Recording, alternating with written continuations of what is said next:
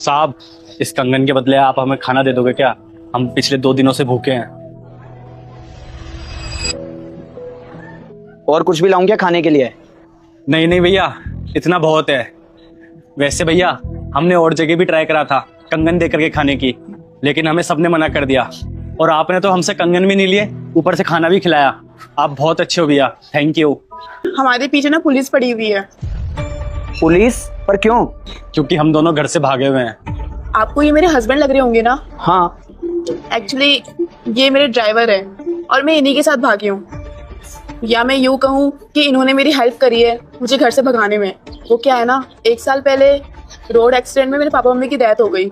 उसके बाद से है ना, मेरे बड़े पापा ही मेरी देख रेख करने लगे। एक्चुअली वो इस शहर के एमएलए हैं।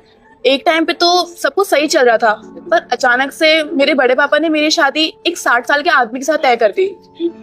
मैंने उनके सामने बहुत गिड़गिड़ाया, बहुत रोई भी और बहुत समझाने की कोशिश भी करी कि वो ऐसा ना करे मेरे साथ, पर उन्होंने मेरी एक भी नहीं मानी, क्योंकि वो अपने दोस्त की मदद से मंत्री बनना चाहते थे।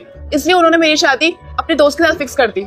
और भैया, मुझे बिल्कुल बर्दाश्त नहीं हुआ कि मैडम को कोई सूली पे चढ़ाए। जब पिछले हफ्ते मैम साहब मेरे साथ शॉपिंग पे गई थी, उसी दिन मैं इनको भगा करके इस साइड ले आया और मेरे पास जो भी पैसे थे वो सब खत्म हो चुके हैं और हमने 2 दिन से कुछ नहीं खाया था। इसलिए हम आपकी दुकान पे आ गए कंगन के बदले खाना खाने के लिए। वैसे अब तुम दोनों एक काम क्यों नहीं करते हो? 3 दिन तक तुम मेरे घर पे रह लो। अरे नहीं नहीं, आपने हमारे लिए इतना सब कुछ कर दिया, यही बहुत है। फ्री में खाना खिला दिया, हम आपके ऊपर बोझ नहीं बनना चाहते। अरे ऐसी कोई बात नहीं है, मुझे तो बहुत खुशी होगी तुम दोनों की मदद कर कर। और वैसे भी तुम्हारे साथ बहुत गलत हो रहा है और मेरी तरफ से भी तुम्हारे लिए कुछ हेल्प हो जाएगी। सच में आपको कोई परेशानी नहीं होगी आपके साथ वहाँ रहने में? इस लड़की को जानता है क्या? नहीं साहब, मैं तो नहीं जानता। और इस लड़के को? नहीं साहब, इसको भी नहीं जानता। ये दोनों बहुत बड़े चोर है, इनका कुछ पता लगे तो मुझे बताना। और इनके ऊपर सरकार ने बहुत बड़ा इनाम भी रखा है। कितने का इनाम है?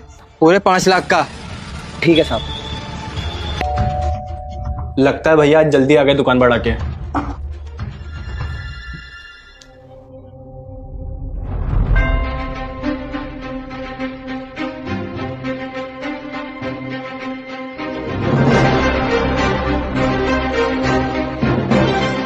बहुत अच्छा काम किया आपने, एमएलए साहब बहुत खुश है आपसे। एमएलए साहब? हाँ, एमएलए साहब की तो भतीजी है ये। आप तो बोल रहे थे कि चोर है वो और सबको लूटती है। वो तो हमने झूठ बोला था ताकि लोग डर के मारे इसका पता बता दे। और 2 दिन बाद शादी है इनकी और एमएलए साहब ने आपको खुद इनवाइट करा है और आपका इनाम भी आपको तभी मिल जाएगा। चलो ठीक है, मैं चलता हूँ।